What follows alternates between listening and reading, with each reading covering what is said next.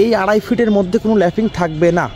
ধরি আমি দেখাই যে এই পর্যন্ত আছে আমার 2.5 ফিট, আর এই পর্যন্ত আছে 2.5 ফিট। এই 2.5 ফিট আর এই 2.5 ফিটের মধ্যস্থানে যতগুলো রড আছে সেই রডগুলো এখানে ল্যাপিং দিতে হবে। আসসালামু আলাইকুম, আশা করি আপনারা অনেক ভালো আছেন। তো নতুন একটি ভিডিওতে আপনাদের সবাইকে স্বাগতম। আমরা আজকে যে বিষয়টা নিয়ে কথা বলবো, কলাম ঢালাইয়ের আগে কিভাবে রড বা টাইগুলি চেক দিতে হয় এবং চেক দেওয়ার সময় কোন কোন বিষয়গুলি লক্ষ্য রাখতে হয়, তো এই সমস্ত বিষয়গুলি নিয়ে আপনাদের মাঝে একেবারে প্র্যাকটিক্যালি বিষয়গুলি দেখানোর চেষ্টা করব। তো চলুন মূল ভিডিও শুরু করা যাক। তো এইটা আমার একটি 8 তলা বিল্ডিং। তো আমরা যদি এই কলামটার বিষয় নিয়ে কথা বলি, তো প্রথমত আসলে একজন মালিকের কোন কোন বিষয়গুলি সে চেক দিয়ে নেবে, চেক দেওয়া নেওয়ার পরে সেই কাজগুলি, পরবর্তী যে কাজগুলি আছে সেই কাজগুলি তারা করতে পারবে। তো প্রথমত চেক দেবে যে আসলে এই কলামটির সাইজটি কত আছে। যেমন আমার এই কলামের সাইজ আছে 12 ইঞ্চি বাই 32 ইঞ্চি। তো এটা মূল কলাম। এখন যদি আমার এই যে টায়ের যে আউট যে মাপটি আছে সেই মাপটি কত হওয়া দরকার, সাধারণত কলামের ক্ষেত্রে চতুর্পাশে 1.5 ইঞ্চি করে ক্লিয়ার কভার দিতে হয়। তো সেই ক্ষেত্রে তাহলে আমার এইখানে কলামটা আছে 32 ইঞ্চি, তাহলে এই দিকে আমাদের এই টায়ের মাপটি হবে 29 ইঞ্চি, আর এই দিকে আছে 12 ইঞ্চি যেহেতু চড়াটা আছে। তো সেই ক্ষেত্রে এই রিংয়ের যে আউট যে মাপ হবে সেই মাপটি হবে 9 ইঞ্চি। তো এইগুলো তারা করেছে কি না অবশ্যই চেক করে নেবেন। এরপরে যে কাজটি করতে হবে সেটা হচ্ছে এই কলামের রড আছে কয়টি, ডিজাইন দেখে সেই রডগুলি কয়টি আছে সেই রডগুলি আপনাকে দেখতে হবে। দেখার পরে রডগুলি ঠিক আছে কি না সেটা অবশ্যই চেক করে নিতে হবে। চেক করার সময় লক্ষ্য রাখতে হবে যে এই রডগুলি কয় সুতা রড অথবা কয় মিলি রড, এই ডিজাইনে যা আছে সেইটা তারা এখানে দিয়েছে কি না সেটা অবশ্যই চেক করে নিতে হবে। এবং রড চেক দেওয়ার সময় আরেকটি বিষয় লক্ষ্য রাখতে হবে যে এই রডের ল্যাপিং কতটুকু দিয়েছে তারা। আমি আসলে এক্স্যাক্টলি একটা মাপ বলে দিচ্ছি। ভার্টিক্যাল কলামের রডের ক্ষেত্রে 20 মিলি হবে 30 ইঞ্চি ল্যাপিং এবং 16 মিলি হবে 2 ফিট ল্যাপিং।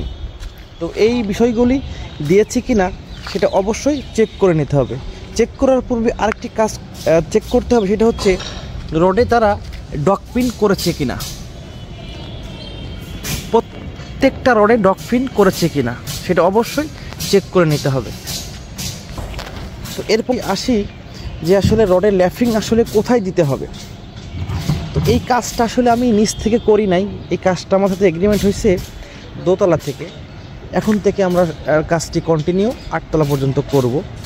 কলামের ল্যাপিং কোথায় হওয়া দরকার বা কোথায় হবে ল্যাপিং, কলামের ল্যাপিং হবে এই কলামটা L/4 পর্যন্ত আপনার ভাগ করতে হবে। ভাগ করে আমি ধরে নিলাম এটা আছে 10 ফিট, তার মানে নিচে 2.5 ফিট এবং উপর থেকে 2.5 ফিট। এই 2.5 ফিটের মধ্যে কোনো ল্যাপিং থাকবে না। ধরি আমি দেখাই যে এই পর্যন্ত আছে আমার 2.5 ফিট, আর এই পর্যন্ত আছে 2.5 ফিট। এই 2.5 ফিট আর এই 2.5 ফিটের মধ্যস্থানে যতগুলো রড আছে সেই রডগুলো এখানে ল্যাপিং দিতে হবে। আদারওয়াইজ নিচেও রড ল্যাপিং দেওয়া যাবে না, উপরের দিকেও রড ল্যাপিং দেওয়া যাবে না। এই ল্যাপিং দেওয়ার সময় লক্ষ্য রাখতে হবে এই রডগুলি 1-1.5 ফিট আপ ডাউন করে রডগুলি ল্যাপিং দিতে হবে। একই স্থানে সবগুলি রড ল্যাপিং দেওয়া যাবে না। তো এরপরে টায়ার স্পেসিং, সাধারণত আমরা এই যে তোমাদের এটা 8 তলা বিল্ডিং হবে সেহেতু আমরা নিচে L/4 পর্যন্ত দিয়েছি 4 ইঞ্চি এবং মাঝখানে দিয়েছি 6 ইঞ্চি এবং উপরে দিয়েছি 4 ইঞ্চি। এবং এই টায়ার যখন প্রস্তুত করে তখন একটি বিষয় খুবই লক্ষ্য রাখতে হবে, সেটা হচ্ছে এই টায়ার হুকগুলি করেছে কিনা। এই টায়ার হুকগুলি তারা করেছে কিনা এর অবশ্যই চেক করে নিতে হবে। এবং দেখেন আমরা প্রত্যেকটা ডাবল টাই দিয়েছে কিন্তু, তো এই ডাবল টাই দিয়েছে কিনা অবশ্যই চেক করে নেবেন। এবং চেক করার সময় আরেকটি গুরুত্বপূর্ণ বিষয়, সেটা হচ্ছে নির্দিষ্ট মাপ পর্যন্ত এই কলামটি বাইন্ডিং হয়েছে কিনা। অনেক সময় দেখা যায় যে নির্দিষ্ট মাপ অনুযায়ী কলামটি আসলে বাঁধা হয়নি, যেই পর্যন্ত বাঁধা হয়েছে তার থেকে আরও 6 ইঞ্চি বা 1 ফিট উপরে ঢালাই আছে। অনেকেই বোঝে না, যার ফলে এই কাজগুলি করে। এই কাজগুলি কখনোই করা যাবে না। কলামটি সব কিছু ঠিক থাকলে একজন ইঞ্জিনিয়ার দিয়ে চেক দিয়ে এরপরে ঢালাই করা যেতে পারে। তো আমার এই কলামটি আপনার কাছে কেমন লেগেছে অবশ্যই কমেন্ট করে জানাবেন। আর যদি ভিডিওটি ভালো লাগে অবশ্যই একটি লাইক দিবেন এবং চ্যানেলটিকে অবশ্যই সাবস্ক্রাইব করে দিন। সবাইকে অসংখ্য ধন্যবাদ আমার ভিডিওটি দেখার জন্য। আজকের মতো এখানে বিদায় নিচ্ছি। আল্লাহ হাফেজ।